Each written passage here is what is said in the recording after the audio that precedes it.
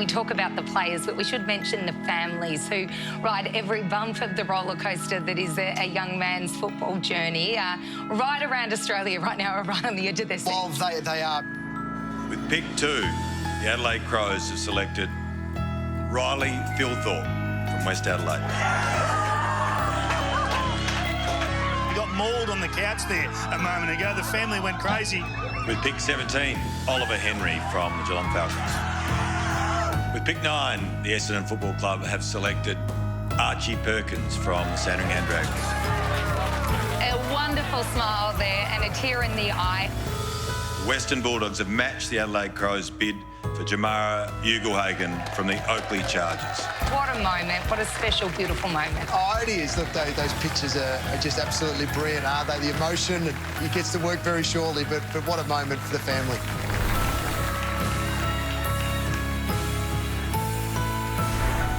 Welcome back to Trading Day. That is the National Draft on Fox Footy, November 24 and 25, where dreams are made. Make sure you tune in for that. Guys, we're going to talk to Rob Mccartney now, the football boss at the Hawthorn Footy Club. Let's have a chat. Rob, thanks for joining us on Trading Day. It's been a busy couple of weeks for you. I'm sure it's been a busy season for you with plenty going on down at Waverley Park. I just want to ask, how close did Luke Bruce and also Chad Wingard come to actually joining GWS in the past few days?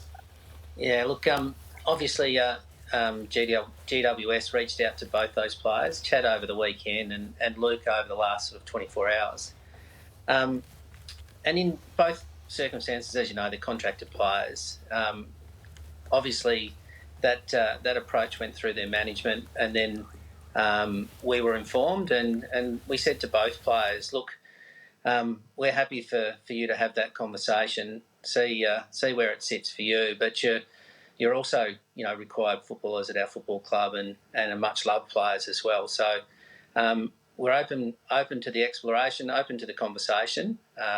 And in both circumstances, we're really pleased that they decided that they wanted to be part of the future of our footy club, wanted to support Sam in his first year as a senior coach and wanted to see whether we could continue to build the group that we've got to a point where we start to play some finals footy in the next couple of years.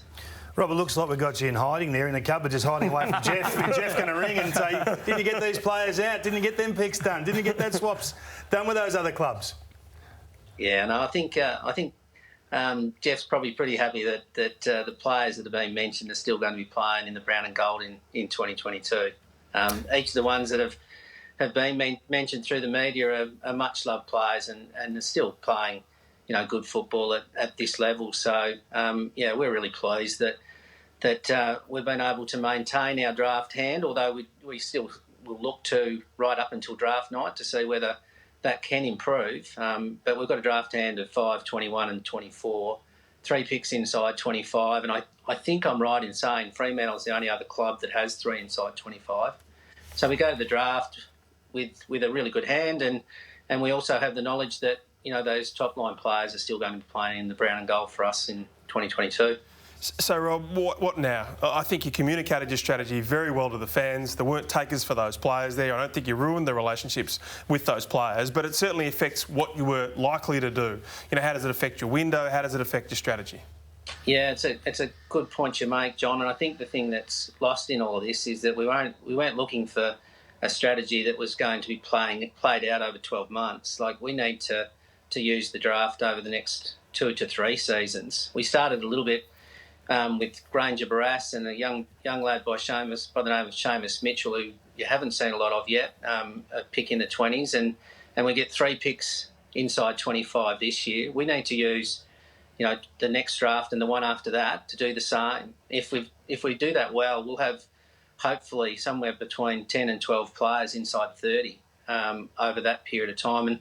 And if you look at the Western Bulldogs and Melbourne this year, that's the strategy that brings you every chance, not just to get there, but to hopefully stay there for a couple of years. And I think we were probably the club that might have instigated that first and foremost in leading into that 2008, and then obviously that glory period of 13, 14 or 15. And then Richmond probably did something similar. So we know the approach that needs to be taken. The fact that our draft hand didn't improve over this trade period doesn't mean the strategy is lost now. It wasn't a strategy of one trade period. It's a strategy of 3 or 4 years for us. So, Rob, does that mean then you're open to trading those senior players again in 12 months' time? No, I think let's get through this trade period and finish. No, I'm not saying that at all. And you know, in all honesty, we look at every mechanism, and improving our draft hand. I think everyone thought that it was about moving players on. You can improve your draft hand by, you know, coupling picks and getting yourself in a little bit closer, or you can split an early pick and get a number of picks inside, you know, a range of 20 or 30. So there's different mechanisms, and again, look, I think that's a long bow to draw. We're about to do the Hawthorn window to contend again, Rob, and I guess you're at the forefront of that conversation. How long does it take to rebuild a football club that's been to the top of the mountain as your club has in recent memory? How long is that rebuild period in your eyes? Yeah, look, I think it's started, Kingy, so that's a good part. I think what we saw this year is that we got some significant gains into some of our younger players in the Giants. More, you know, Kazitsky started to show that he might be a player. Lewis played another 15 games. So that build has already started. We need to continue to do that. I'd expect that we're going to be back in that window of really pushing to play finals over the next 2 to 3 years, and then, you know, what period it takes then to get from finals to actually compete for silverware. Well, you know, that depends on how quickly we can progress from that point on. So, look, we believe that if we use the draft periods in the next 2 or 3 years, we're going to be back in a window of competing again. Rob, how's Sam Mitchell? If I was him, I'd be a little bit rocked. You know, you speak to a couple of your former coaching confidants, some of whom you've spoken to and coached with this year, and all of a sudden that leaks out really quickly, and a lot of people criticised it. Now, whatever it is, I thought the leak was probably more concerning than, you know, the nature of his conversations. Was he pretty flat with that? Oh, John, you know Sam Mitchell. So he's never flat. He seriously is the most driven and committed person I think I've worked with. So look, I think he's addressed the statement that was made. They were more generalised conversations and happened well and truly before the trade period. But no, Sam is definitely not flat. He drives me bloody crazy. He's in here 24/7. He's preparing for a pre-season. He's as excited as I think he might have been when he came in for his first season of AFL footy. And you know what is great is that while there was some interest in our players, all of them voted with their feet and their heart to be part of the future and be part of Sam's future as a first-year coach. Rob, we really appreciate your time tonight, and we'll chat to you again soon. No worries. Good on you guys. That's Rob Mccartney, the head of football at Hawthorn Footy Club. Joey, you've got the Hawks. When is their premiership window? Yeah, I do. Well, we'll start by having a look at what they got in and where they finished. And as we know, not much activity ended up happening with the Hawks. Now, you know, it's interesting they say they're happy with where they're at. Ideally, we believe they would have loved another pick inside the first round to continue their rebuild. It wasn't able to happen. But Rob was right. The positive out of that is these players want to stay. Yep. So for all this instability we've spoken about the football club and Clarko leaving, clearly the players wanted to stay at Hawthorn and wanted to play for them. So that's a positive. In the end, they bring in young Max Lynch as a ruckman who, along with Ned Reeves, is the future in the ruck stocks. They've got Benny McAvoy, you know, for maybe a year or two left, the captain at the moment, and they've got some developing ruckmen who Benny McAvoy will be a wonderful mentor. You take a look at their profile. So they had a couple of good years there, which was a bit unexpected when they played finals and finished high in the ladder. They've now been in the rebuild. And as we touched on earlier, Ralphie, I think I really like their list profile. I think it's in a much healthier state than people give them credit for. Earlier, you showed your best 22, Ralphie, and I hope we can get that up again because, as I touched on, I think they have one of the most exciting backlines in the competition, with Sicily being fully fit, Granger Barass and Will Day, top 10 draft picks. Scrimshaw's a beauty. Giath, we know, has come along. The midfield, they're all 28. So Wingard, O'Meara, Mitchell are 28 years old. So it's not like their best football is gone. I still think they can all play, pretty good football for another 3 to 4 years. We know a few of their older players, so McAvoy, Bruce, maybe Shields and Gunston. They're the ones on the wrong side of 30.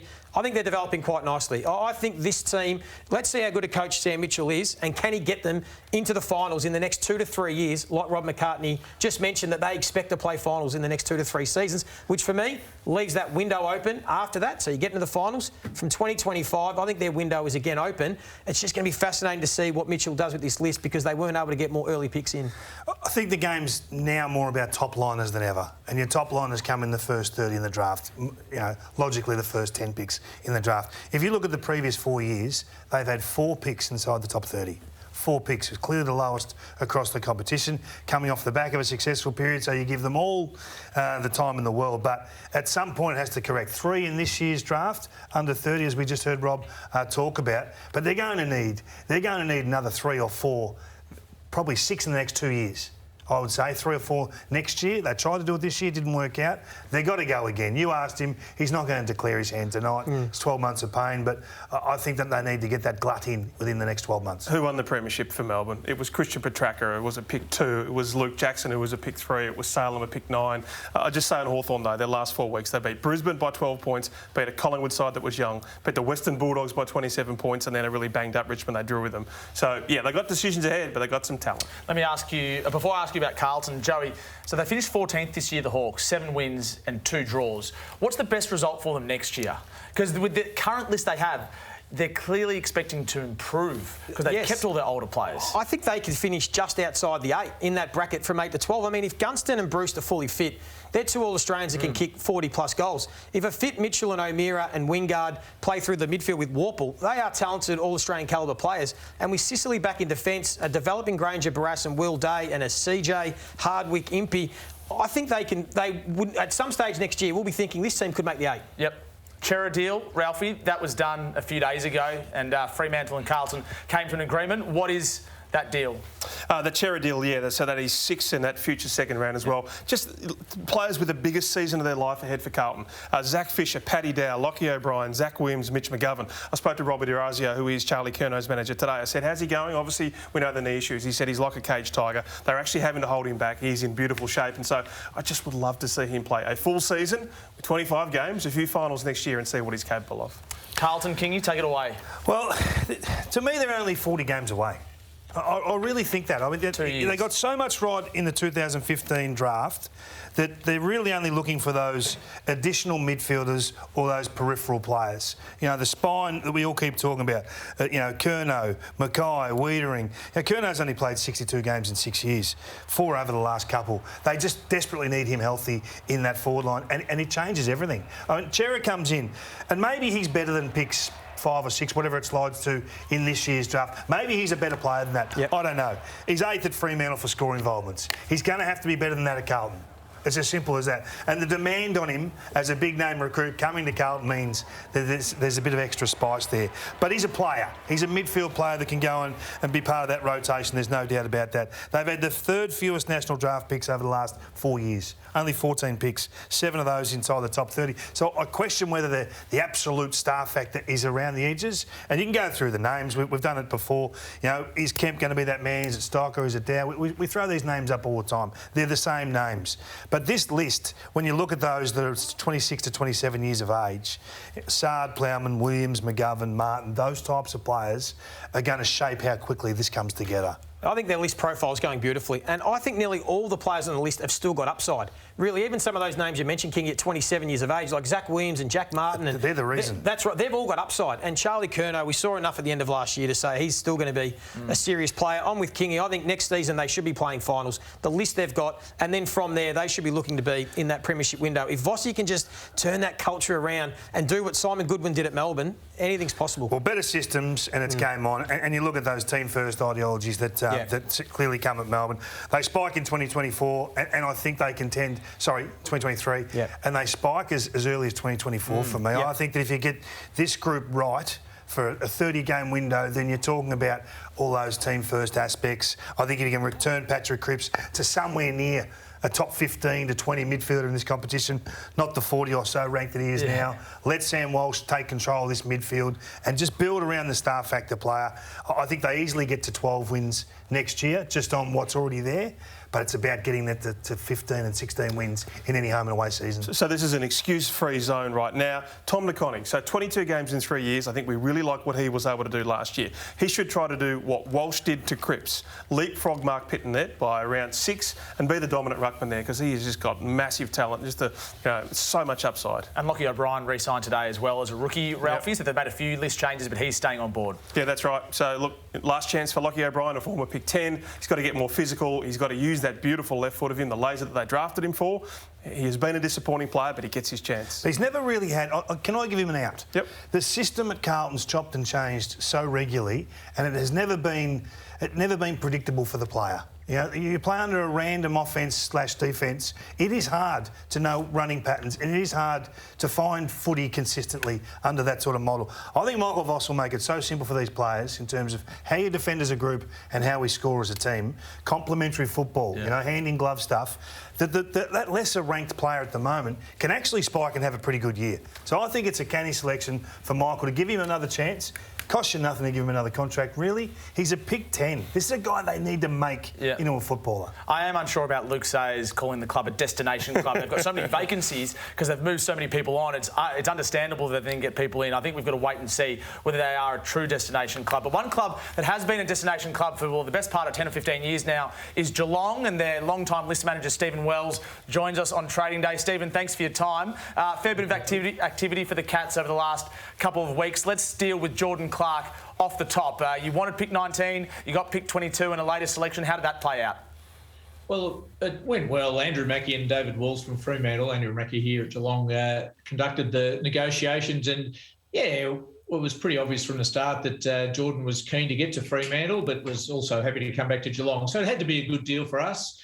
We think the 22 and a future third is a good reflection of the value we placed on Jordan, and obviously the same for Fremantle. So it took a while. We got here in the last day and got the deal done, but it's a good deal for everybody. Wellesley, we'll ask the hard one early. There was a report today that you had a conversation with Jordan, and he might have even hung up on you. Surely no one hangs up on Stephen Wells. How did that conversation go? What was the nature of it? No, it didn't happen. No, plenty of people probably want to hang up on me, but no, Jordan didn't. We had a conversation the other day, and it was very respectful. I was very surprised to see that report today because that didn't happen. Well, Stephen, the journalists are all happy, mate, because you gave them something to talk about for the 10 days. You gave them the tension they were after, so they thank you, even if they don't say it publicly. No, thank you. Just the thoughts with John Segler and the plans for him going forward in the side now. Well, Jonathan obviously adds to our rucking group. We've lost Darcy Fort, and the only way we were going to let Darcy go, of course, was if we brought in another experienced ruckman. And we've got 3 or 4 young blokes here who can play in the ruck and are developing well, but obviously Jonathan and Reece Stanley are going to be our 2 experienced players, both now played plenty of AFL footy and can really help us, we think, in that area. And it was great that Jonathan, in the end, was keen to come to Geelong and go with the next phase of his career. Well, do you not like draft night? What's the situation? I mean, you seem to get older and older every year, and we keep talking about it. And I know you've got a team that's in contention every year, so it's a difficult phase for you. You don't get many top 15 picks or top 20 picks in the draft. How hard is it? Can you answer for us to structure up a list that gives Chris the best opportunity when you finish so high? Well, yeah, it is. It's just our reality as it's been for a while now that we haven't had access to those top 10 picks, and so we're trying to find a way to compete with the teams that have had their own set of circumstances in their attack on the premiership. So yeah, it's an interesting challenge. It's probably a bit unique, but we just put our heads together and try and do the best we can, bring in some players that we think can help us, or going to the draft with the hand that we have and doing the best we can. But it's an interesting challenge, but it's a great credit to Chris and his coaching teams in the past and what's going to be coming up in the future, that they get as much as they can out of the list, I think. So it's certainly a different set of circumstances to what some other teams deal with. So you'll have to sit back and review your own systems and your own club at some point. Why have you lost so many players that have been around the edges? I mean, we're going to talk about a few that have left this year. Where's the shortfall? Is it just a lack of opportunity? Have they not been developed properly? Is there an issue there? Because it is a concern, or it must be a concern, given you rated these guys so highly at one point. Oh, it's definitely something that we're well aware of, and I think it just simply boils down to, David, the fact that we're a hard team to get a game in, and we make no apologies for that. We want to be as good as we can be to give ourselves the best chance of success. So, it's a hard team to get a game in, and unfortunately, players that are looking for opportunity and don't think they're going to get it here will ask us to consider a trade, and then we get a draft hand from that, and we try and turn that into some other good players that maybe be able to help us win some games of footy down the track. But I think it's as simple, David, as the fact that it's a hard team to get a game in, and has been certainly in the last 10 years or so, and we're hopeful it will be like that in the future. Stephen, philosophically, it looks as if you guys are going to keep having a crack to win a flag, which is certainly admirable, especially with Joel Selwood and Patrick Dangerfield and Tom Hawkins and these types playing. Does this method have an end date, or are you going to keep kicking the can down the road? Oh, no, we're well aware of the fact that we've got an older list, and that at some stage or other we might have to have a different strategy. But whilst we've had that team we've had over the last few years, it's not been sensible to think that we might be getting those earlier draft picks that if we'd gone a different way with our list, we might. So, we're well aware. Nothing's sort of stuck up on us, I suppose, with the way the list has been. But, we're continually trying to develop our strategies for the future, knowing that we're trying to achieve some ultimate success in the short term, but trying to cater for the mid-term and long-term as well. You plucked Andrew Mackie all those years ago, and then he became Gary Ablett's training partner up in the Gold Coast last year, and now he's, of course, got a greater responsibility under your team. Will you be there alongside him, although, of course, he's going to have a bigger role next year? Andrew's going to do what he does. He's had a terrific week this last 10 days where he's certainly managed the Jordan Clark deal and other deals that have gone on around it. I love working with Andrew, and I hope we can keep doing that. So that means you're there next year, Stephen? That depends if Andrew's here, probably. Okay, no worries. Well, hopefully we can both be there. The young and the old, sort of a transition process. Thanks so much for your time, Stephen. We really do appreciate it. You've been in the game for so long and you've got so much wisdom. Thank you very much. Bye-bye. That's Stephen Wells, the list manager of Geelong. Joey? Yeah, I love it. I love that they just keep going to the well and keep having a crack every year. You've got to take the risk, and they're doing it. And as he said, they've been a victim of their own success for the last 15 years, that they can't go to the draft. So they're doing as best they can. I really love it, and I think every year, if you're a Geelong fan, you know you're giving yourself the best chance to win a premiership. Yeah, but it's about winning premierships. That's the end point of any conversation we're having tonight. Is about, so they're short now of the top 2 or 3 teams. They play a style that everybody's questioned in terms of, is it too slow how they move the football? You call it created a tension they couldn't handle and made them nervous with ball in hand, and any error costs them a goal. So there's a shift needed to be played out there. They haven't had a top 15 draft pick for 5 years, and the one they did have has just walked out the door. So something has to shift. In terms of winning it, they've got to be able to leapfrog these other teams now that have clearly gone past them in Melbourne and the Western Bulldogs. But aren't we saying with these premiership windows, you need to be finishing in the top 4 to give yourself a chance to win a flag? So that's all Geelong are doing. And then on any given day, things might fall their way in a preliminary final, or, they may not make those turnovers in a game of football. And we've got to remember, they were in front in a grand final, in front in prelims. Yeah. So don't they just have to get to the top 4 and give themselves a chance? Yeah, but they're losing some players now. I guess that's my reservation. Clark goes. Kruger goes. Nathan Kruger, yeah. There's another player. Anyway, Darcy Ford is the other one I was trying to think of. He leaves. So it is, in effect, getting harder for them right now. Yes, I agree with that. So you've got, in my opinion, they've got one last chance. Now, it might run aground at round 12 next year. It might take another 18 months. But you've got to back these guys in. You've got to back in Dangerfield and Hawkins and Selwood and Smith and all these guys. Blitzarves, who's 31 in March. Even Jeremy Cameron is 29 in April next year. So they've rushed forward to give these guys one last opportunity. I love it. I secretly love it. If I'm a player at Geelong that's a mature age player, that's shown that I'm capable at the level, and then I'm good enough to hold my spot and diligent enough week in, week out to present in the right fashion, then I want that opportunity. They've had the 3rd fewest top 30 selections over the last 4 years, and with only 6. and I think that the cliff is coming. It's going to be a severe cliff, and it could keep them down. You know, Wellesley's even nervous talking to us, I reckon. But they're in trouble. I'm excited by Holmes. DeConning I want to see more of. Stevens, these sorts of guys. I think there'll be a shift. I don't think they're going to aim to win 16 or 17 home and away games next year. I think they're going to push some youngsters in. That'll come at a cost in terms of winning games because you'll have a greater error rate. But that's exciting. I don't think Cat fans are too concerned about the direction of their club. It's the last dance, once again, but we've been saying it for the last 4 years. Hey, you touched on Mark Blitzhouse. He was an All-Australian 40 regular. I know he still has high best and fairest finishes, but he plays a bit in the ruck, a bit on the wing, a bit at fullback. As you say, if they can settle him down to fullback there with Segler coming in, you would want him to be an All-Australian next year. And just on Tyson Stengel, he will be secured as a delisted free agent. He can kick 40 goals. He could be the value recruit of the year for the Geelong Footy Club. Let's talk about Port Adelaide Footy Club. Ralphie, Laddams leaves and they keep Sam Powell-Pepper. So how was their trade period? Yeah, that's right. So Laddams leaves, they get in Jeremy Finlayson. Yeah. Look, I'll tell you the one thing about Jeremy Finlayson.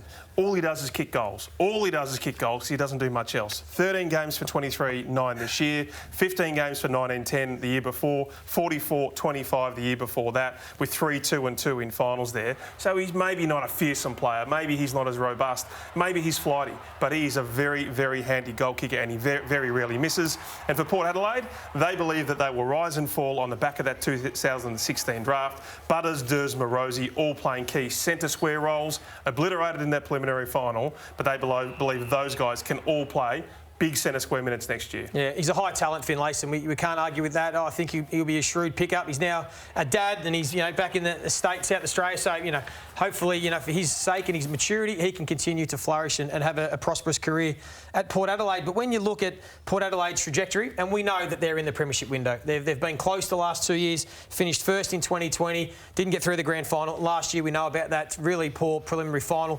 But they are right in the window. They're building beautifully. For how long? Well, this is the question. So for me, it's cliff or conquer.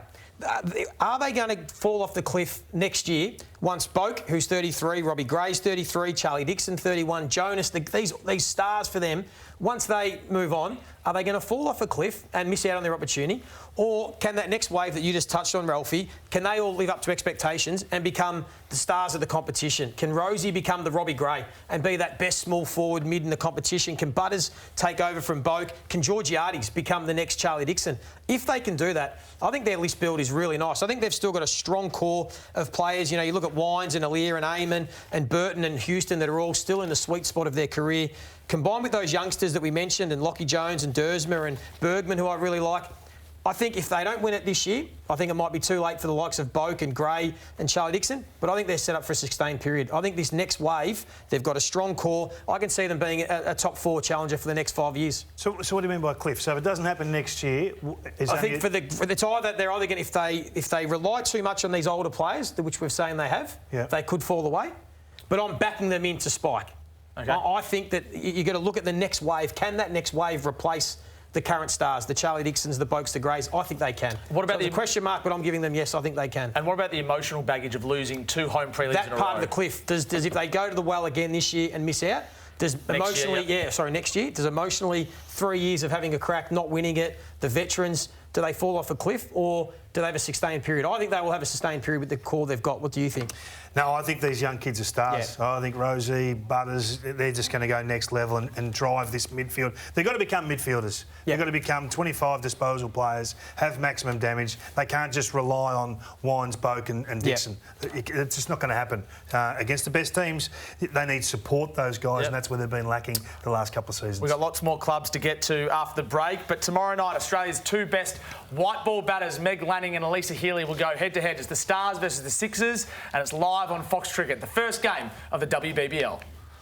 I'm as real as it come, real as it gets. You think you ready, but you ain't seen nothing yet. Oh, that's a good shot. It's out. And taken beautifully. You think you ready, but you ain't seen nothing yet. One of the best in the business. Wow, that's out of here. I'm as real as it comes. Oh, yes, that is the beauty.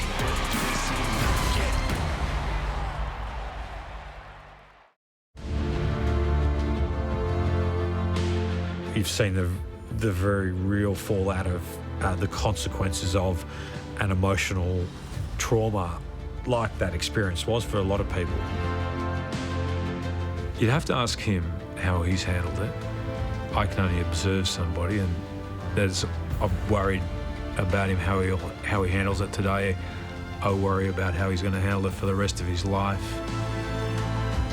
I had a single clear message: we will get through this. Welcome back to Trading Day. That looks like a great documentary. It's called The Bombers, Story of a Great Club, and you can watch it live on Fox Footy from October 19, the first part of an 8-part series. Ralphie, let's talk about Essendon. Let's talk about their trade period. So they get in Jake Kelly, who I think is a very underrated mid-sized defender. He kept the likes of Dusty and Robbie Gray and Papley to 1 or no goals in his time with them this year. They whiffed on Bobby Hill late.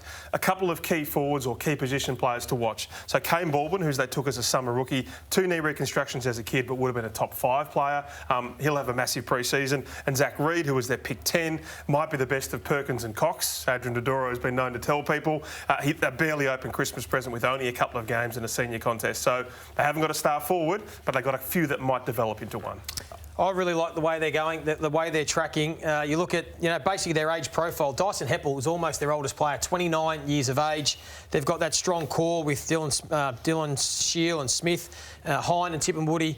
I think they're tracking nicely. I think that trajectory. I love the system that Ben Rutten's got them playing. I really like the method. And they've got that fleet of foot, a bit like the Richmond team that we spoke about that won those premierships. They can get up, they can get back, they force turnover, and we know they're potent on offence. I think their patience will finally pay off. I think this list profile is going along beautifully. I think that end of next season, they'll play finals again next year, I would expect. They can go to either free agency or trade period, Ralphie, try and lure maybe a big key forward or just the one piece they're missing. Ben King. And then I think their premiership window is well and truly open. I think that this team, I know it's been a long wait for Essendon fans, but I think when they do hit the window in about 24 months' time, I think it's open for a while. Do you agree, Kingy? Yeah, maybe it's a bit early for me. 2023 is a fraction early. They played finals this year. I still think they're 40 games away from having the pieces together to push for a flag. But I agree with you. They're making all the right decisions.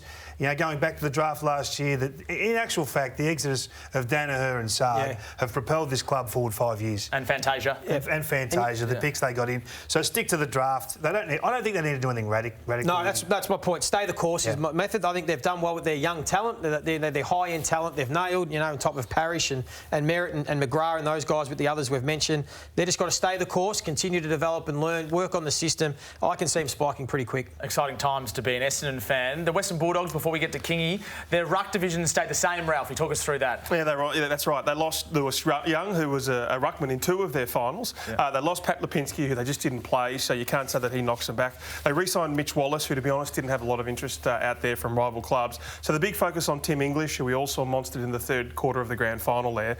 Now, Nick Nat is 33 in 2023. There's no doubt that he will be very heavily courted by West Coast and potentially Fremantle. Now, his manager, Andrew McDougall, will put off contract talks until midway through next year. Not to say that he doesn't want to stay. He really loves the club and loves Melbourne, but it's going to be a watch this space given he didn't have a great season this year and clubs will come for him the year after. And Stephen Martin has re-signed. Stephen Martin has re-signed, so he'll be a 35-year-old next year. They have re-signed Jordan Sweet, as we told you last year. So I think we all felt the missing piece of the puzzle was an established ruckman, a John Segler ruckman. They didn't get that ruckman. Yep, and they got Tim O'Brien in, Kingy. Take it away. Yeah, look, I love the Tim O'Brien edition. I think that they really lack for an interceptor down back. They're 14th in the competition this year for intercept marks. And if you look at the grand final, when that ball came out of the middle, they really struggled to win that ball back. So I think O'Brien gives you that versatility. Whether he gets there or not, I don't know, but I think it's worth the risk at no cost, as we keep saying. So I really worry about the fact they haven't gone after a ruckman. I mean, this is a team that wants for nothing. This build has been perfect. I think they've got the biggest window of any club in the comp right now. You look at their list profile, and on every line there's a star. And every age bracket, there's 1, 2 stars. You look at their first-round picks the last few years. Jamara walks in, obviously, as a pick 1, but they had him on the books. Waitman at pick 15. Bailey Smith pick 7. Aaron Norton pick 9. You just keep going through the draft. They've nailed their first-round picks for years. So it's allowed them to take some risks with their trading. And I think it served them really well. Bruce, Shaki, Treloar, Keith, Hannon, Martin. These guys, the back end cost not much. So Look, they've got the midfield. They've got everything there. I just don't know why they didn't take the risk on a future pick, if it had to be, on getting an established run. Someone like Goldstein or someone like, can you prize a Brodie Grundy? What's he going to do at Collingwood? I know. Peter Adams was someone who was very keen to move to another club. His management made contact with the Western Bulldogs. We know the price for a ruckman is now about a second rounder. They could have given a second rounder, given they had that. They need their points for Sam Darcy. They didn't do it. They do believe that Sweet can be a very strong player, but I agree with you, King. They should have built into it. I think they'll look. I hope they don't. But you're in there now. I know they're going to be in this window for a long period of time, so I don't think 1 or 2 draft picks over the next couple of years would seriously impact what this group's going to be able to do for, I think, 6 to 8 years. Yeah. They've got the biggest window of anyone in the comp right now. They were 19 points up in the third quarter of a grand final. You give English and Sweet another 12 months, another pre-season to develop. Just give them a bit of faith, bit of confidence. You've got Martin there as insurance. I think they'll be okay without that extra ruckman. What about that? The endless window, 2022 onwards. That is a very good position to be in. They'd be disappointed. I mean, put it on the table. Yeah. If they don't win 2 premierships in the next 6 years, it's a blown opportunity. It's a blown opportunity. They're hard to win, Kingy. Of course they're hard to win, but when you get the list built so correct like this, then this is what it affords you, a sustained opportunity. That people, you look around the competition, if you asked all 18 coaches which midfield or which group they'd love to get their hands on and coach, I reckon the Dogs would come out favourably. Yeah. He's right, though. When you do get in the window, and history shows, when you're in the window, you do get the chance to play in multiple grand finals. You go back the last decade, 2011 to 2020, Geelong, 7 times they were in that window, played in a couple of grand finals. The Hawks played in 4, West Coast 2, Richmond played in 3, Sydney played in 3. So when you've got that window and you've got the talent there, you do get the opportunity to play in multiple grand finals. They'll get that chance. The Brisbane Lions haven't made a grand final since 2004. How do you assess how their trade period went and where they're going, Joey? Well, again, they were pretty quiet, weren't they, Ralphie? Just Darcy Fort in, which was a needs basis. And I think he's going to be a backup ruck to start, but it does give them the option without Hipwood for the majority of next year, maybe for Oscar McInerney to again play a bit more forward like he did a few years ago, allows Danaher to do, which I think he does better, plays a bit more of a flanker, a bit like Jeremy Cameron. I don't think Joe Danaher is best as a key forward, and of course they've got McStay and their smalls that are really dangerous with Cameron and McCarthy. So Hipwood will be back about round 15, Cam Rayner will be back from his ACL about round 1. They just didn't have cap space. They had no cap space at all to chase the likes of Jack Gunston, who I think we all would have been fantastic. I'm a big fan of this kid called Zach Bailey, David.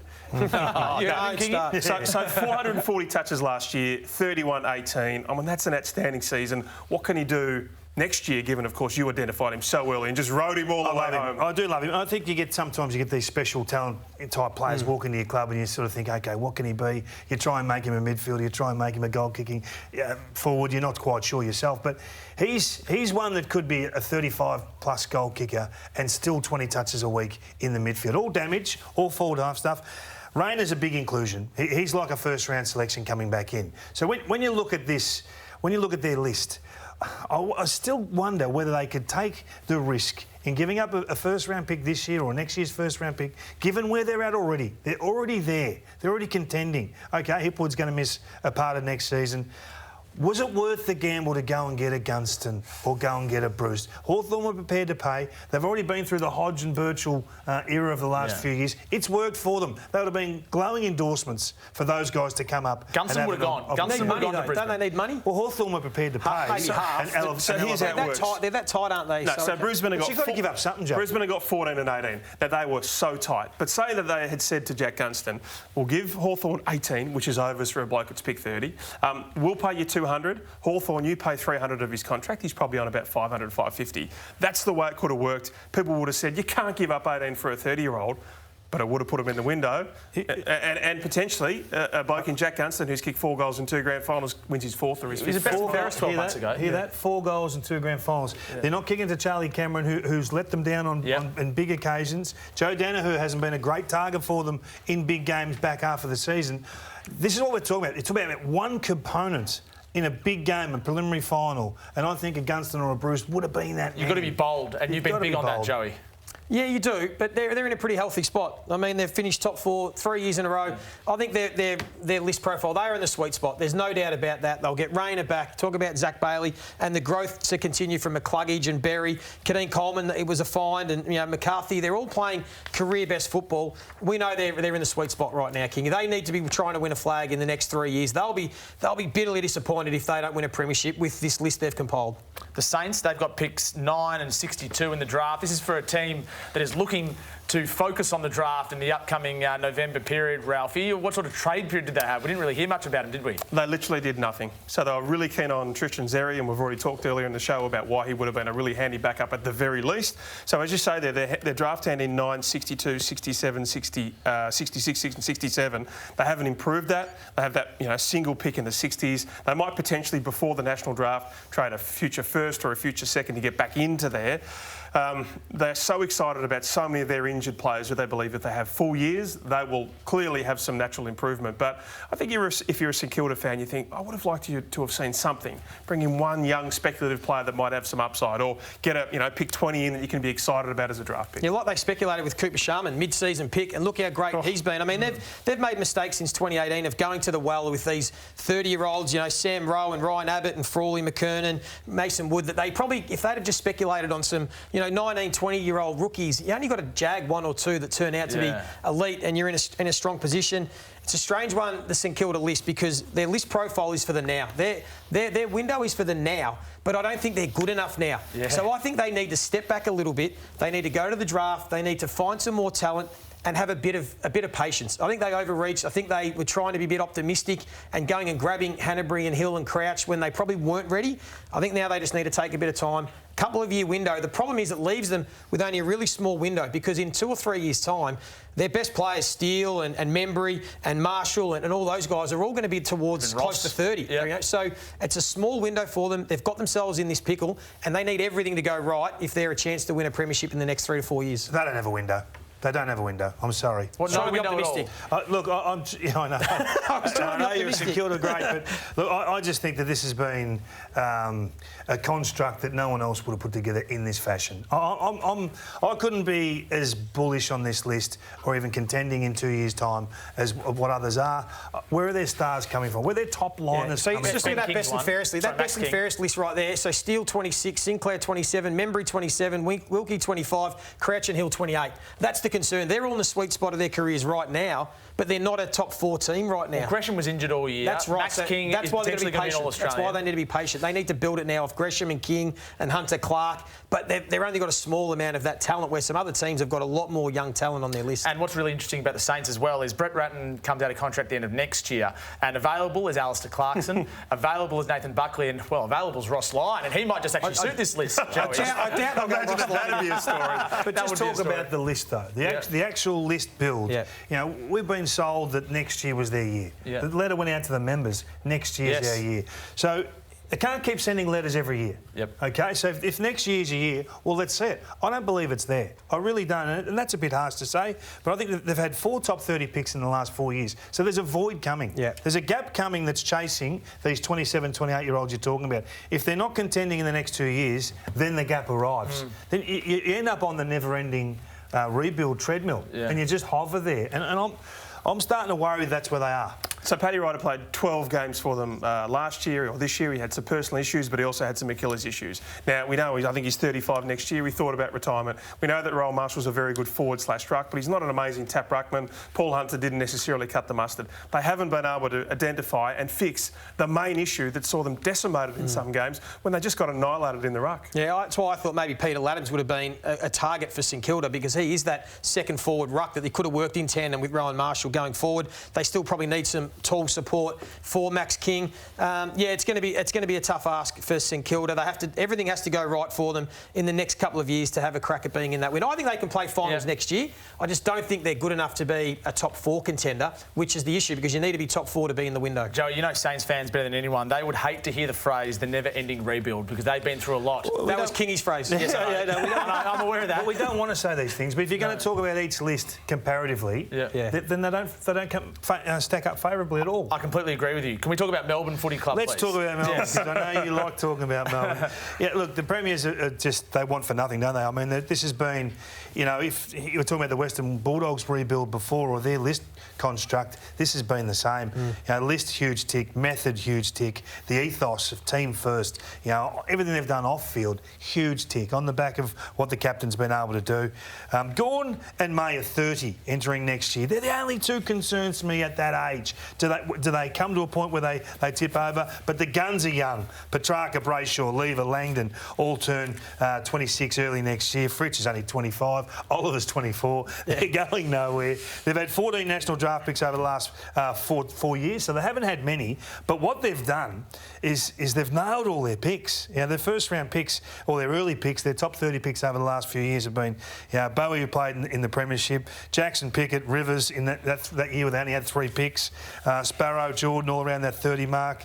So I just think, you know, they've been able to go to the trade space, and they've really owned this stage of the year, built from the inside out, and then just added pieces. So they're going to enjoy the spoils for a number of years. You know, they're probably looking at, as we said with the Dogs, trying to grab another 2 premierships in this next 4 to 5 years. And then really cash in. It is so difficult to get to this spot. When you're there, you got to win them. You know, we talk about that a lot, Ralphie. You know, they get Tomlinson back next year. He's one who missed out, was a major part of that you know, celebration. He's only 28, so yeah, their opportunity is there again for another 4 or 5 years, and you know, we enjoy watching them play and the way they play. And it was a pandemic that hit that meant so many of their rivals had to push back salary cap room, and they just haven't been able to improve themselves this year. And so, look, Hawthorn was able to win multiple premierships in a compromised draft, and those rivals couldn't bridge the gap. You know, I just think that that's going to be a critical advantage there, given that Melbourne has looked at their rivals and said, you've done very, very little, and we've brought in Luke Dunstan, and we've got so much improvement on a young list. Yeah, it's been a great trade period for Melbourne because, not many of the other contenders have actually been able to try and, you know, get closer to the Ds. But that's why you look at the top 4, and we talk about these windows, how hard it is to get into the top 4, King. If we're looking at the Bulldogs and Melbourne and maybe a Brisbane or Port Adelaide that are already in this period where they are up there, there's only 4 spots every year. That's quite difficult. So often we talk about, you know, they'll be their own worst enemy. Have they over-celebrated, you know? Do they lose the hunger? I think this group is the complete opposite of that. I think they've got a thirst to replicate the euphoria of winning a grand final. You know, see the way they've celebrated. It's been really calm, it's been really measured, but they've absolutely loved it. They've had that taste, they'll want it again. They're the sort of group that are going to put some serious football together next 60 games or so. Exciting times for Melbourne supporters. We've got more to come after the break. We've got the Giants, we've got Gold Coast and Sydney and West Coast, among other clubs. But next Tuesday night, it's the first part of the 8-part documentary series, The Bombers, the story of a great club, celebrating the club's 150th year. These are the human stories, the heartbreaks and turbulent times, power players and defining moments, confidences and confessions, triumphs and celebrations. These are the stories of the Bombers.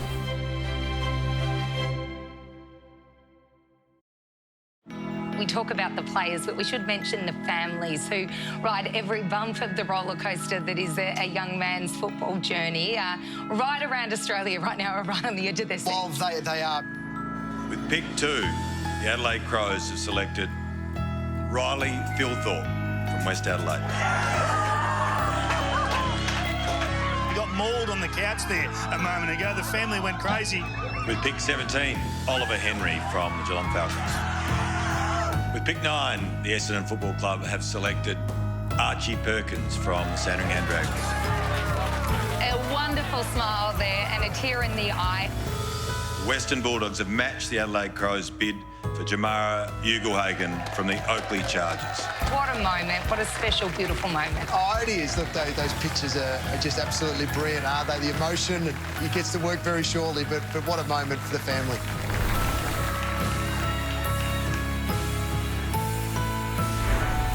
Welcome back to Trading Day. One club who will have a pretty important part of the very pointy end of the national draft on November 24 is Collingwood. Nick Dacos, their father-son pick, is their man, and they've got pick 27 and 36. David King, you've got the Pies portfolio. Where are you going to take us? Well, it's a rebuild or a reset, whatever you want to call it. And it's a little bit like the Hawthorn discussion we had before, Joey, that, you know, how quickly can you get 60 games into these kids? You know, last year they get Henry, McRae, McGuinness, Poulter, McMahon, you know, 5 picks inside 31. So it's already started. They've jumped the gun on this time. Nick Dacos comes in, as you said, and he's the one that they really need to become an absolute star for this midfield to go. But the problem for Craig McRae is they're still really well stocked for talent. You look at the guys that are 29 plus, Myercheck, Sidebottom, Howe, Penderbury. So they're good senior core leaders that actually lead the way admirably. And then you've got guys that are bracketed between 25 and 28 next year in Maynard, DeGoey, Moore, Grundy and Adams and Crisp. So they're a solid core. They could win a lot of games of home and away football next year, which in effect kills your draft stocks. But it really sets up well to show these younger kids what's required at top AFL level. I think that the forward target is still a missing piece on this list. It always is the hardest part to fit for the end of your rebuild. It's not a discussion for this year or probably next. It's a couple of years away. But I just want to see who Craig McRae gives the premium roles to in this next 12 to 18 months. Is it the midfield going in, the young kids that are, you know, 15 to 20 games in, or in fact first year of football in? But it's time to settle this football club down, the whole club, and just say, OK, let's enjoy the reset period.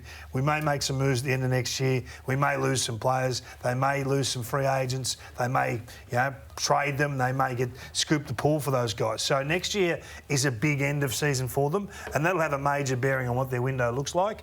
But I think they're marginally in front of the Adelaide Crows in terms of their rebuild, and Collingwood fans don't like hearing that. But if they're going to have a sustained 5-6 year window to win 1, 2, 3 premierships down the path, then I think it's 3 to 4 years away. Will they get the number 1 draft pick in Jeff Brown as the president? Tom, you've been over this, breaking stories left, right and centre.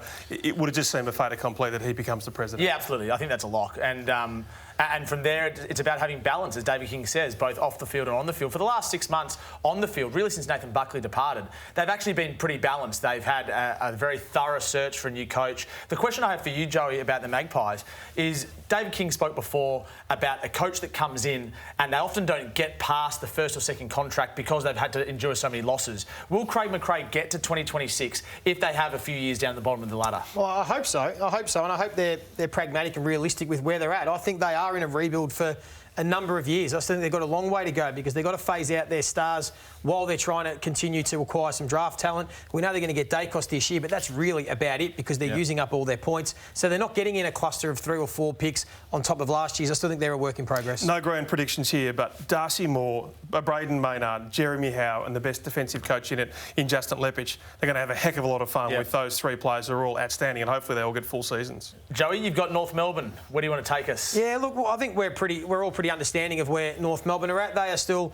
you know, early stages of a strong rebuild. Coleman Jones, I really like. I think that he's going to be a really handy addition as that forward second ruck. Might eventually be the number 1 ruck. Of course, they're going to get Jason Horne-Francis, the number 1 pick. And I'll tell you what, everything I've seen about this kid, he's going to be a star. He's an absolute beauty. Joey, stop it. I don't want to pump him up too much. He's going to be something special. They just need to continue to acquire more talent. The Kangaroos, we know they've done really well with Taron Thomas and LDU, are really starting to show some talent. Phillips and Tom Powell I really like, and Simpkins coming along as a terrific leader. They've still got a few years to go. We understand that. They've continued to stack their talent. They've still got to phase out their veterans like Collingwood. You know, they've relied so much on Goldstein and Zeeble and Cunnington for so long. A bit like Collingwood, sit tight, be patient, and hopefully bear the fruits of it down the track. And Goldstein, you touched on a moment ago. I think this is why they've played the hard ball with Tristan Cherry. Yeah. That they've said, OK, we're happy to lose him, but for the right price. And if you're not going to pay the right price, we still need that type of player. You know, you just don't know what's going to happen. So I think the club have done the right thing. He's in contract. They were not looking to rush him out of the place by any means. Might be a different story in 12 months' time, especially if you can't get some games. Joey, don't have a contract. Don't have a contract. Yeah. Joey, Gold Coast Suns. Really fascinating list profile, the Gold Coast Suns. We see there they've got pick 3. They'll get another gun in, Marby Chol. When you look at their list profile, all of their elite talent, the guns, are all 25 or younger. Besides Tuke Miller, who's 26, and Lockie Weller, Fiorini, Bowes, Ainsworth, Powell, Ballard, Anderson, Rankin, Lukosius, King, Rowell, Sharp and Flanders, Elijah Holland, Collins, who we haven't even seen yet. They are all their elite talent. They're the guys that are under 25. All their role players are 25 plus. You know, the Atkins and Burgess and Corbett and Greenwood and Holman and Lemons, etc. So it's all or nothing for this young group. If they can stick together, they can do something special. It's all or nothing. They have to find a way to hold on to this young group. And if they do, this young, talented under-25 bunch can spike really quickly. They've just got to keep them all. Because if they lose Lukosius or Rankin or King again, it's all or nothing. It starts all over again and we're back to square one. Disaster for the AFL so this is the group, Ralphie, they have to try and hold on to. I'm the only one who actually thinks that Rankin and Ben King are a big chance to sign up over summer. You talk to a lot of other rival clubs and they say, we're going to get them. You speak to the player managers of those guys and they say they can't wait to get back up there. So if you're Ben King, you get, let's call it $1 million a year for the next 4 years when he signs that contract. The AFL tips in a couple of $100,000 as well. Even if they have a bad year, and I understand that's likely, well, potential, well, then you get Clarko. What's it going to be like to be under Clarko or Nathan Buckley? And so, look, I just think there's a really good chance of that, and that's by talking to the people who would know. I'm backing Stewie Jew in. Yep. I'm one of very few that's actually going to ride him all the way. Yep. I think that this club is ready to go. I think they had some patches this year where they played some reasonable football. Yeah. You know, 20 games to these young kids. It's 20 games across the board for a whole host of guys that have played 60 games of footy. The improvement's not going to be gradual. It's going to go bang. So I'm bullish about them next year. You backed Gold Coast to finish 8th this year. Yep. Are you willing to sit here right now and back them to finish in the 8 next year? If that's what you're going to say is the only thing that's going to keep Stewie Jew's job, I'll say yes. Nicely done, King. I like where they're going. We know you're partial towards a headline occasionally. No. What about the Fremantle Dockers? Unlike yourself, Tommy. Unlike yourself. Look, I'm probably got a question mark on Freo. I don't have the answers for Freo, and we don't have to have them, you know, looking outside, looking in. I don't know when their premiership contention period is. And I think they're at the moment stuck in no man's land. I mean, they've got Fife and Mundy who've been so good for this football club across the journey and were brilliant again this year. But that next block of player, 23 years of age through to 28 years of age, are they good enough to take control and bridge the gap on the competition and give them that, not that incremental increase, you know, from 6th on the from 13th on the ladder to 12th to 8th to 7th. You need to jump out of no man's land. I just wonder whether it's there. I know that the next layer down, when you look at Brayshaw and Sarong, they're certainly there, but they've lost Chera now.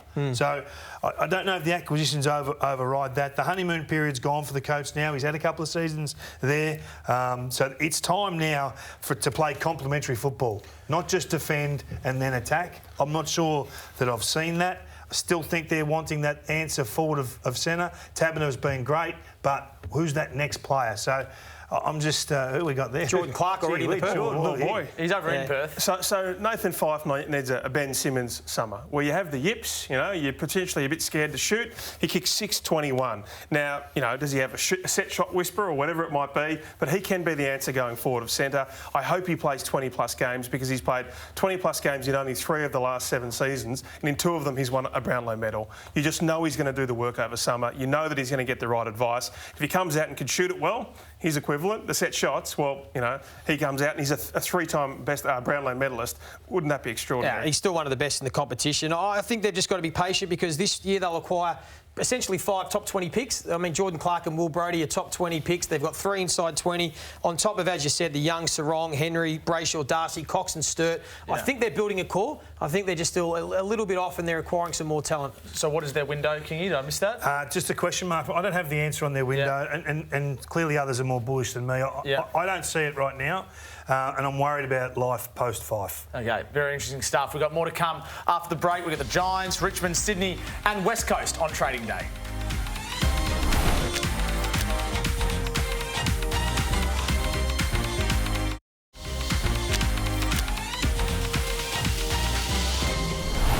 Welcome back to Trading Day. We're going through all 18 clubs. We've got 4 to go. Let's go to the Tigers. Ralphie, how did their trade period play out? So they lost Callum Coleman-Jones, who they were desperate to keep. They lost Marbio Chol, who I think they were fairly keen to keep.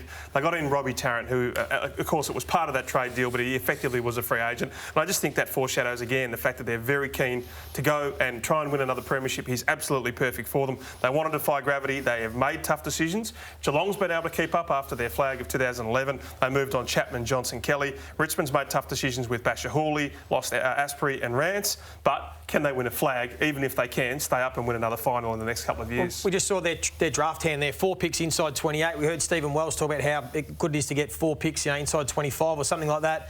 while they're still trying to win another one with Robbie Tarrant. And I think absolutely they can. I mean, we know they had a really poor year. They had a short pre-season. They'd come off all that success, some injuries. I think they've got another premiership in them in the next 2 years, Richmond. I absolutely think while they've still got Prestia and Lambert and Cochin and, of course, Dusty and Jack Rewalt, they've still got a young enough core with Bolton and Baker and Short and Sydney Stack and Jack Graham. They've got another premiership left in them. If they can stay hungry, they can stay healthy, and we know their system stacks up, I can see them contending absolutely again in the next 2 seasons. It's Slim Dusty now. It's the new... I know it's Slim Dusty. It won't take him long to put it back on. The new man. No, he's a new man. He's going to play in midfield. He's going to be an absolute machine in there, outrunning clubs. But look, I'm with you. I mean, they're a club that's really settled. They had an off year. Yeah. They knew exactly where they were all year. You felt for the finish of the year had to come quickly for them, and it has. And Tarrant's been a great acquisition, I think. The Gws Giants have been in the headlines for most of the last 2 weeks, Ralphie. Jason McCartney has just said that the Luke Bruce deal was essentially done, except that Luke Bruce vetoed it at the very end. So they felt as if they had Bruce coming in. I'm sure, Ralphie, that if Bruce came in, they would have been more content to allow Hill to go to Essendon. Oh, well, it's funny, actually. He's just said that they still would have kept Bobby Hill, even if they got Luke Bruce in. So, yeah, I'm not sure Essendon or Colin Young would have been too thrilled. So they were confident getting him until they spoke to him. They almost had him until they asked him. They were close. I don't want to live in Sydney. So what about the Giants, King? Toby Green, Josh Kelly, Lockie Whitfield, 27, 28 years of age. Hopper and Taranto are ball-winning guns at 23, 24 years of age. The next wave is upon us. I think they're right in the next couple of flags up to their ears, these guys. They're a young backline that was thrown to the Wolves last year through circumstance. Sam Taylor stood up, was a phenomenal backline key post player. Buckley, Connor Ryden, Isaac Cumming, these guys, I think they showed that they can play frontline AFL football. The last 4 years, they've drafted easily the most amount of players in 20, and 12 of those have been top 30 selections. Do you think they can win it next year? I think they can win it next year. Really? I think they certainly think they can as well. They had a horror run this year. They were out at home for half the year on the road, hardly played home games, injuries everywhere. Everything fell apart with Stephen Cornelio. Treat him like a first-round selection next year and just ease him back in. I think that they are ready to go, ready to roll for the flag next year. Are you concerned, though, talk about taking the risk that obviously they think they needed another tall forward in Rory Lobb, couldn't get him, and they felt they needed another small forward, either Wingard or Bruce, couldn't get him. Does that mean you feel that they're probably a bit short in the front half? No, I think you still got to do things. I mean, we're talking about acting and trying to make your club better. I think Brent Daniels is going to be a superstar. I think he's going to be a star midfielder if he can just get his injury-prone body right. I think Jesse Hogan has found the love. Found the love for footy again, and things are working for him. He played 9 games this year, so if they can get him on the park more regularly, he's a 40-plus goal kicker. So I think they've got a lot of the correct components at the moment. And we keep on saying we're going to see the new, calm Toby Green. How wound up is he going to be by round 6 when he feels the AFL's against him as well as the rest of the clubs He'll come into the side round 6. He'll be that amped up, he'll probably get suspended. And yes or no, should Toby Green be captain next year? Yes or no? I think he should be a co-captain. Yes or no? Co-captain. Co-captain's weak. Have one captain, have one centre of influence, and he's the only man up there that can do the job. I agree with you, Kingy. It's a 2-2 draw. What about the Eagles? Where do you see them at? Because they're in a very interesting position in their list. Now, we've argued about the Eagles all year, man. Very supportive of the Eagles. And I have, and I think they can be Carlton in 1995. This is their one last chance. This is it. So they've got ageing players we talk about all the time. Kennedy, Nick Nat, Shuey, Hearn, Shepherd, Cripps, McGovern. They'll all be 30-plus by April. So there's a concern there. We all know that. In 2021, Shuey played 7 games. Yo played 12, Ryan 14, McGovern and Hearn missed 6 or 7 games, Barass the same. So they haven't been fit as a football club for the best part of 2 years. They were unfit by their own decisions, I think, through the hub circumstance of 2020. A solid pre-season, a full pre-season, no shortcuts, no excuses. They were 1-8 versus top 8 teams last year, so they got some ground to make up.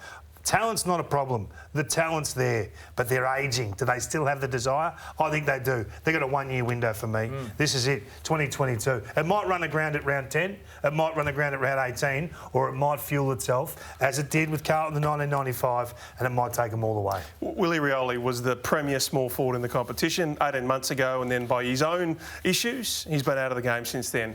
I mean, if he can have a magnificent pre-season and come back, and he could be angry and he can be, fueled by his issues, well, I tell you what, he changes them as well. Now, Tom Barass is a pre-agent this year. clubs inquired about him. Do you think he would be open to potentially moving next year as a free agent? I'm not sure next year, but I know that the Sydney Swans were keen to get him. They thought that he was gettable this year, so we'll have to wait and see how that plays out in 12 months' time. Joey, the Swans? Speaking of the Sydney Swans, the last club we're going to have a look at, and we obviously know they lost Jordan Dawson reluctantly, as they said, but he's moved on. And George Hewitt, who I think is a pretty handy player. I wonder how much those two guys going out of the side is going to affect them. Of course, they get Peter Laddams. We spoke earlier in the show. I think it's a really good get for the Swans as that second forward ruck to work alongside Franklin in that forward line. You take a look at their trajectory. It was a real spike, wasn't it, this season? We probably didn't see it coming, how well they would go. The question is, with this core group, does the trajectory continue? Do they continue to spike in that, in that trajectory and contend for a flag next year? I'm just wondering, while they've still got their ageing veterans in Franklin and Kennedy and Rampy and Hickey, who had his best year, and Parker still in his prime, can they potentially jag a premiership in the next 2 seasons with those veterans? Oh, what have we got here? I think it's possible. There's 2 windows. There's a small window, as I just said, while they've got their house. How many windows are there? While they've got their veterans, they're a chance to jag one. Yeah. If they can't, I think they've got to be patient, and they've got to build their next flag around Logan McDonald and Blakey and Campbell and Errol Goulden and Mccartney and Rowbottom, etc. So there's a small little window now. Then there's the bigger one. They're going to sack horse in 2024, 2025. Well, then the next coach might be very lucky because he'll be taking over a very talented list. What I've worked out from tonight, Kingy, we've got 10 teams in the top 4 next year, and we've got 12 teams in the top 4 in 2023. Who can play on a wing next year now that, of course, they've lost a wingman? You look at Warner and McInerney and Goulden. Could Goulden play on a wing? Campbell Campbell could play on a wing. Yeah. McInerney could play on a wing. Dylan Stevens might get an opportunity now to cement a spot on a wing. The Lizard. They've got plenty of talent. Yeah, exactly right. I've got no concerns about the Swans. Hey, who won the trade period? I'll go to you first, Ralphie. Which club do you think had the best trade period? I think North Melbourne got in a very exciting ruckman, and we've all seen how exciting their number 1 pick is. I'm really bullish on North. I think Fremantle have ended up doing really well considering losing Chera. Pick 6, 8 and 19. Kingy? He works for him. I think that's the dumbest question you've asked in 2 years. Well, I've asked a lot of dumb questions. No, it's certainly in your top 6. Okay. No, I don't think anyone wins or loses the trade period because we don't know till next year. That's right. So let's all wait and see. But lists are compiled to win flags, and if you don't get it right this stage of the year, you don't win flags. I've asked a lot of dumb questions. I'm surprised that's at the very top. Yeah, okay. That's right at the top. Hold on. There might be more dumb questions next year. I think Adelaide won the trade period for what it's worth. I think they had a very, very good trade period. Hey, well done, Kingy. Well done, Joey. Well done, Ralphie. We'll read your stuff on the Herald Sun website and also in the Herald Sun tomorrow. What do you got planned for summer, Kingy? Nothing, Tommy. I'm looking forward to getting away from you, and you're looking forward to getting away from me. All right, we'll see you for the AFL National Draft on November 24 and 25. And after that, it's AFLW. And have a great night. Thanks for joining us on Trading Day for the last 2 weeks. And for the finale this evening, have a great night.